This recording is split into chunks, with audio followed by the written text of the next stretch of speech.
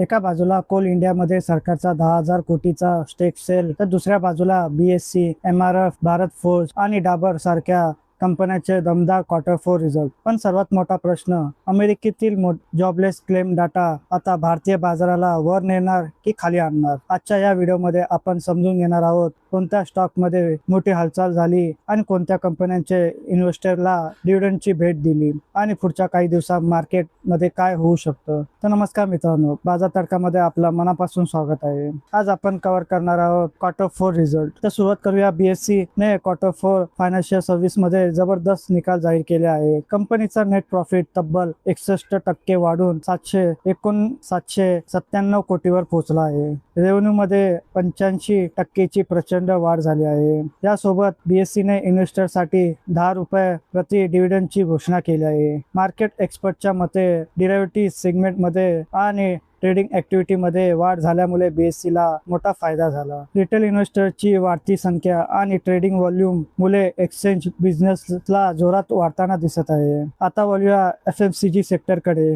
म्हणजेच डाबर इंडिया ने देखील मजबूत निकाल जाहीर केले आहेत. कंपनीचा प्रॉफिट 16% वाढून 362 कोटीवर पोहोचला आहे आणि रेव्हेन्यू 3038 कोटीवर पोहोचले असून ग्रामीण बाजारातून मजबूत डिमांड दिसत आहे.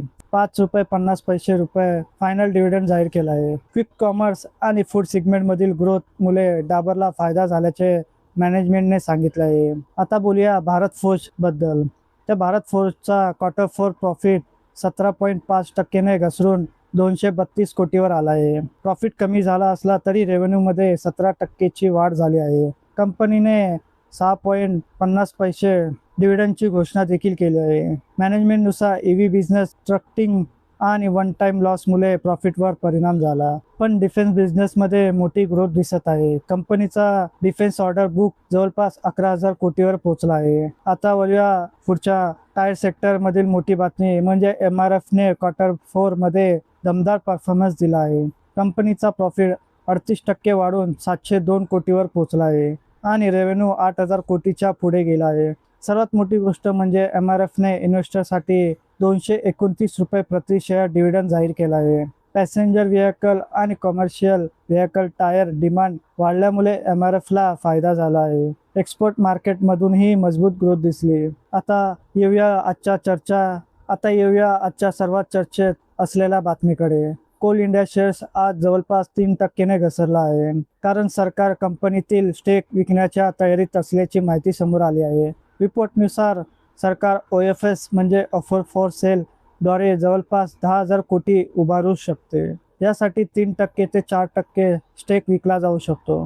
OFS मध्ये शेअर डिस्काउंटवर मिळण्याची शक्यता असल्यामुळे एक्झिस्टिंग शेअर होल्डर मध्ये सेलिंग प्रेशर वाढतो. पण कोल इंडियाचे फंडामेंटल्स अजून मजबूत असल्याचे काही अनालिसिस सांगत आहेत, कारण कंपनीचे नुकताच मजबूत क्वार्टर 4 प्रॉफिट जाहीर केला होता. आता पाहूया अमेरिकेतून आलेली मोठी इकॉनॉमिक अपडेट, म्हणजेच US जॉबलेस क्लेम डाटा. तर US जॉबलेस क्लेम वाढून 2 लाखावर पोहोचले आहेत, म्हणजेच बेरोजगारीसाठी अर्ज करणाऱ्यांची संख्या वाढली आहे. पण ले ऑफ अजूनही हिस्टॉरिक लॉस जवळ आहे. याचा अर्थ अमेरिकेतील लेबर मार्केट अजूनही मजबूत आहे. फेडरल रिझर्व्हसाठी ही डाटा खूप महत्त्वाची मानली जात आहे. तर मित्रांनो, एका बाजूला कंपन्यांचे स्ट्रॉंग क्वार्टर 4 रिझल्ट आणि डिव्हिडंड अनाउन्समेंट आहे, तर दुसऱ्या बाजूला ग्लोबल इकॉनॉमी अनसर्टनिटी आणि गव्हर्नमेंट स्टेक सेल मुळे प्रेशर वाढताना दिसत आहे.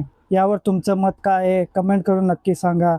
आणि व्हिडिओ आवडला असेल तर लाईक करा, शेअर करा आणि अशा स्टॉक मार्केट अपडेटसाठी चॅनलला सबस्क्राईब करायला विसरू नका. धन्यवाद.